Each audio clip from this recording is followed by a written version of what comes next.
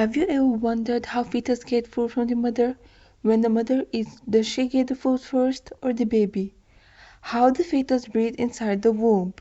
Sure, you'll be having many questions. Well, the baby doesn't eat food, it gets nutrients from her.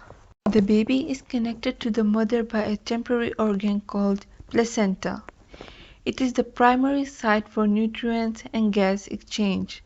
The placenta and the umbilical cord forms a transport system between the mother and the fetus.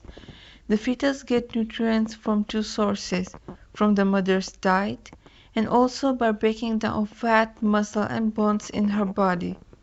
These nutrients are dissolved in her blood. The placenta captures the nutrients and transports it to the fetus through the umbilical cord. The placenta develops from two parts, the fetal part and the maternal part. The fetal part is derived from the chorion, while the maternal part is derived from the endometrium. So how does the placenta develop? Let's start from the morula. In the first week, the morula is formed on the third day after fertilization following zygote formation. It is formed in the fallopian tube of female reproductive system. It is a solid mass of approximately 12 to 32 blastomeres. The blastomeres become smaller with each division and they tightly align themselves against each other to form a compact ball of cells. On the fourth day after fertilization, the morula enters the uterus from the fallopian tube. Soon, a fluid-filled cavity, the blastocyst cavity, develops inside it. After it has floated in the uterine secretion for approximately 2 days, shedding of zona pellucida, which is a specialized cell matrix, permits the hatched blastocyst to increase rapidly in size while floating in the uterus. This early embryo derives its nourishment from secretions of the uterine gland. The blastomeres are now pushed to one pole, forming inner cell mass, and it's surrounded by outer cell layer. The outer cell layer is the trophoblast, which gives rise to the embryonic part of the placenta. The inner cell mass is called embryoblast, which gives rise to the embryo. The zona pellucida is a specialized cell matrix. One of the roles of the zona pellucida is to prevent premature implantation, thus preventing ectopic pregnancy. On the 6th day after fertilization, which is the 20th day of menstrual cycle, the blastocyst attaches to the endometrial epithelium, usually adjacent to the embryonic pole. As soon as it attaches to the endometrial epithelium, the blastocysts start to proliferate rapidly and gradually differentiate into two layers, the inner layer of cytotrophoblast and the outer layer of syncytiotrophoblast. The cytotrophoblast consists of mononuclear cells, while the syncytiotrophoblast consists of multinucleated protoplastic mass in which no cell boundaries can be observed. On the 7th day, a layer of cells, the hypoblast, appear on the surface of the embryoblast, facing the blastocystic cavity. In the second week, on the 8th day, the blastocyst is embedded in the endometrial stroma. The inner cell mass differentiates into high columnar cells and small cuboidal cells. The high columnar cells are epiblast, and the small cuboidal cells are hypoblast. A small cavity appears within the epiblast. This cavity enlarged to become the amniotic cavity, and it is lined by amnioblast and the epiblast cells. On the 9th day, at the embryonic pole, the vacuoles appear in the syncytium.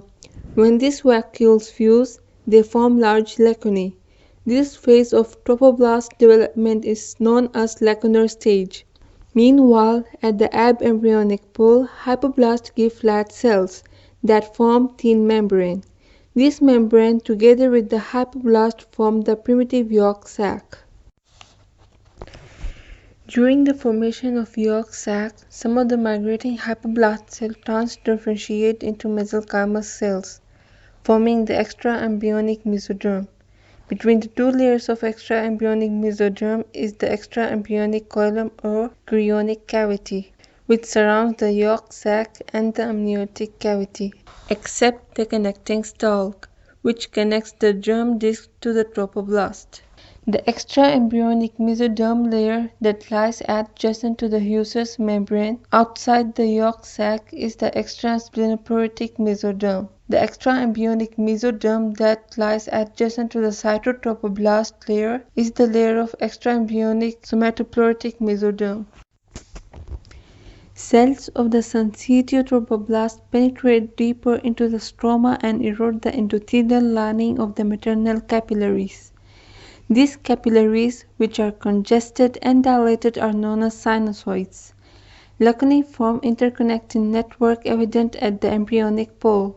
The syncytial lacunae become continuous with the sinusoids, and maternal blood enters the lacunar system, establishing the uteroplacental circulation. The direction of blood flow is determined by the pressure. As the pressure in the arterioles is higher than the venules, the direction of blood flow will be from the arterioles to the lacunae and then to the venules.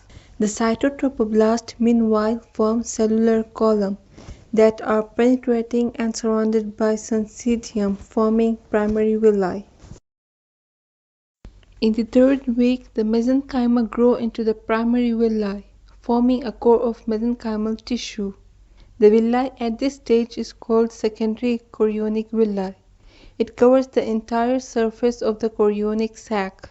Some mesenchymal cells in the villi soon differentiate into capillaries and blood cells. They are called tertiary chorionic villi when blood vessels are visible in them.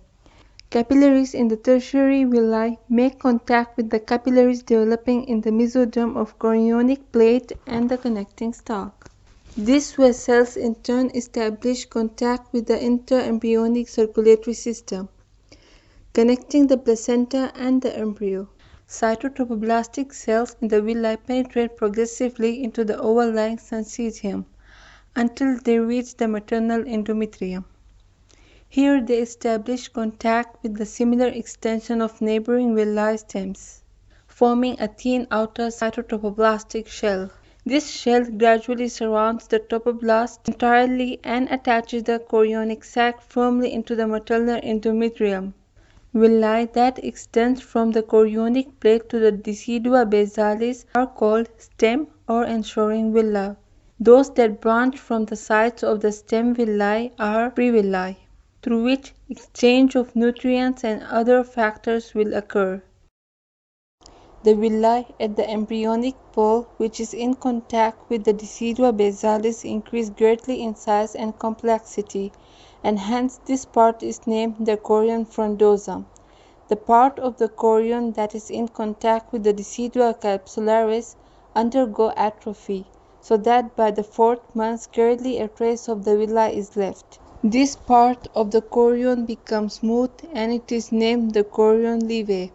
As the chorion grows, the chorion leve comes in contact with the decidua parietalis and these layers fuse.